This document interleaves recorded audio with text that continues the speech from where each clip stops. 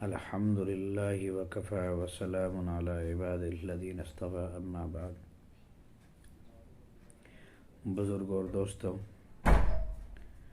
کل آپ کے سامنے ٹھیک اسی ٹائم نورانی قاعدے کے بارے میں کچھ باتیں عرض کی گئی تھی،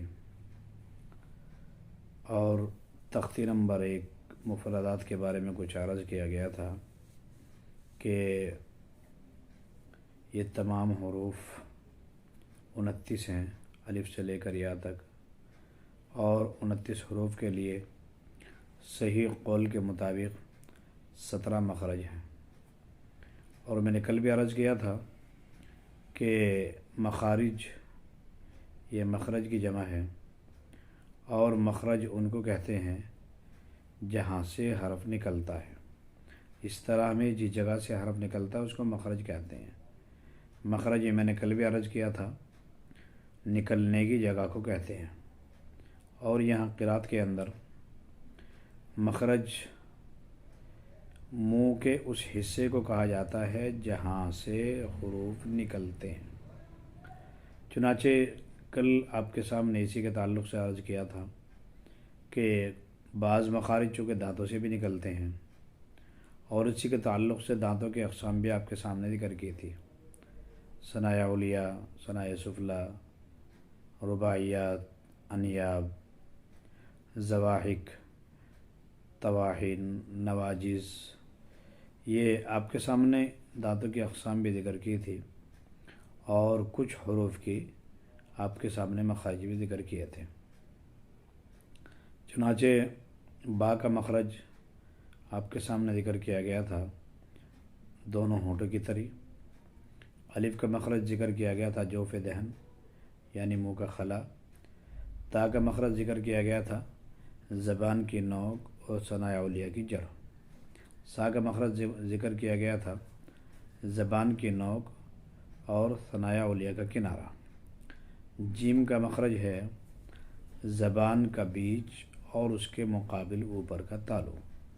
یہ جو تالو ہوتا نا یہاں، جیم جب آپ نکالیں گے تو زبان کا بیچ رہے گا، یہ زبان کے بیچ کا یہ حصہ۔ جب یہ تالو کا جو اس کے سامنے اس کے مقابل میں اوپر تالو ہے، جب یہ اس سے نکلے گا تو جیم کا حرف بالکل صحیح نکلے گا۔ زبان کا بیچ اور اس کے مقابل اوپر کا تالو، یہ جیم کا مخرج ہے۔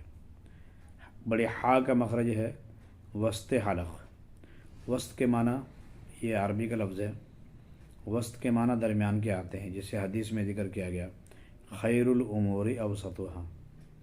تو ہا کا مخرج ہے وسط حلق یعنی حلق کا درمیانی حصہ۔ یہ بڑی ہا یہ وسط حلق یعنی حلق کے درمیانی حصے سے نکلتی ہے، اور خا یہ ادنائی حلق یعنی حلق کا منہ کی طرف والا حصہ، جو منہ کی طرف والا جو حصہ ہے حلق کا، اس سے خا نکلتی ہے، خا۔ اور دال یہ زبان کی نوک اور ثنایا علیہ کی جڑ۔ جیسے تا تھا، تا کا مخرج زبان کی نوک اور ثنایا علیہ کی جڑ تھا، تو دال کا مخرج بھی زبان کی نوک اور ثنایا علیہ کی جڑ ہے۔ جب آپ نکالیں گے دال تو آپ کو سمجھ میں آئے گا کہ جیسے تا نکل رہا تھا یہ زبان کی نوک یہاں ثنایا علیہ کی جڑ میں لگانے سے جیسے تا نکل رہا تھا، اسی طرح دال بھی جب زبان کی نوک کو آپ ثنایا علیہ کی جڑ میں لگائیں گے تو یہ دال نکل جائے گی۔ اور ذال جیسے ثا زبان کی نوک اور ثنایا علیہ کا کنارہ ثا کا مخرج تھا، ٹھیک اسی طرح ذال کا مخرج بھی زبان کی نوک اور ثنایا علیہ کا کنارہ ہے۔ کنارے کا مطلب یہ ہوتا ہے یہ سامنے آ رہا جو حصہ ہے، یہاں پہ جب زبان کی نوک کو لگائیں گے تو یہ ذال نکل جائے گی۔ دال اور ذال میں فرق ہے۔ دال زبان کی نوک اور ثنایا علیہ کی جڑ سے نکلتی ہے یہاں ہے، اور ذال زبان کی نوک اور ثنایا اولیہ کے کنارے سے نکلتی ہے۔ را کا مخرج کیا ہے؟ را کا مخرج ہے زبان کا کنارہ اور کچھ زبان کی پشت کہتے ہیں پیٹھ کو، یعنی زبان کا حصہ پیچھے والا، جبکہ ثنایا اولیہ اور رباعی کے مسوڑوں سے ملے۔ رباعی کے دانت کون سے ہیں؟ کل میں نے آپ کی خدمت میں عرض کیا تھا کہ رباعیات ان دانتوں کو کہا جاتا ہے جو ثنایا اولیہ سے ملتے ہوئے چاروں دانت ہیں، دائیں بائیں اوپر نیچے 4 دانت ہیں ثنایا سے ملتے ہوئے، یہ ثنایا 4 دانت کہلاتے ہیں، 2 اوپر کے 2 نیچے کے۔ اوپر والے کو اولیہ کہا جاتا ہے، نیچے والے کو سفلا کہا جاتا ہے، جسے کل بھی میں نے آپ کی خدمت میں عرض کیا تھا۔ تو یہ رباعیات ثنایا سے ملے ہوئے دانت ہیں 4، ان کو رباعیات کہا جاتا ہے۔ تو را کا جو مخرج ہے وہ زبان کا کنارہ اور کچھ زبان کی پشت، جب یہ ثنایا اولیہ اور رباعی کے مسوڑوں سے ملے گا تو را نکلے گا آپ کو، را۔ اور زا اور سین، ان کا مخرج کیا ہے؟ زا اور سین، زا میں زیڑ کی آواز آئے گی، سین کا مخرج یہ زبان کی نوک اور ثنایا سفلا، یہ جو سامنے والے دانت ہیں نا، اولیہ کے سامنے والے بالکل نیچے، زبان کی نوک اور ثنایا سفلا کا کنارہ، اور اس کا کچھ اتصال ثنایا اولیہ سے بھی ہوتا ہے، یعنی ثنایا اولیہ سے کچھ اتصال کے معنی آتے ہیں ملنا۔ تو یہ زبان کی نوک اور ثنایا سفلا کا کنارہ اور کچھ ثنایا اولیہ سے ملتے ہیں جب زا اور سین نکلتا ہے۔ یہ مخرج بتانے کی زحمت اسی لیے کی جا رہی ہے کہ اگر مخرج حروف صحیح اپنی جگہ سے نہیں نکلیں گے تو حروف کی ادائیگی نہیں ہوگی، اور جب حروف کی ادائیگی نہیں ہوگی تو قرآن کریم صحیح پڑھا نہیں جائے گا۔ اس کی 2 شکلیں ہوتی ہیں۔ نمبر 1 تو یہ کہ آپ حروف کے مخارج کو یاد رکھیں اور ہر حرف کو اس کے مخرج سے نکالنے کی کوشش کریں، اور نمبر 2 یہ کہ مخارج کو بھی یاد رکھ لیں، اور حروف جب میں آپ سے نکلواؤں گا تختی نمبر 1 کے اندر، جیسے ابھی اسکرین شاٹ پہ میں اسکرین پہ آپ کے سامنے انشاءاللہ یہ نورانی قاعدہ بھی میں آپ کے سامنے رکھوں گا، آنے والا ہے، تو اس وقت میں آپ دیکھیں گے کہ جیسے جیسے میں حرفوں کو پڑھتا جاؤں گا آپ ایسے ہی ادائیگی کرتے جائیں گے تو انشاءاللہ حروف کی ادائیگی ہو جائے گی۔ تو بہرحال میں عرض کر رہا تھا کہ زا اور سین کا مخرج یہ میں نے آپ کی خدمت میں عرض کیا، اور اب آتا ہے بڑا شین۔ یہ بڑا شین کا مخرج کیا ہے؟ بڑے شین کا مخرج ہے زبان کا بیچ ہے، شین زبان کا بیچ اور اس کے مقابل اوپر کا تالو، یہ بڑے شین کا مخرج ہے۔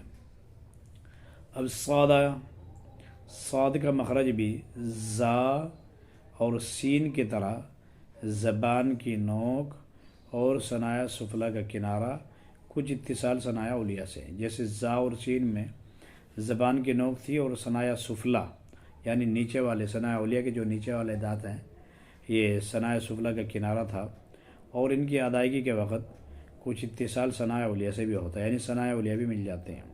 اس طرح سے آپ کا یہ صاد نکلتا ہے۔ جب صاد نکالیں گے، صاد تو زبان کی نوک اور ثنایا سفلا کا کنارہ، اس میں بھی اتصال ثنایا اولیہ سے ہوگا۔ اور ضاد یہ بہت بڑا اہم لفظ ہے جس کی ادائیگی میں بہت مشکل ہوتی ہے، کٹھنائیاں ہوتی ہے۔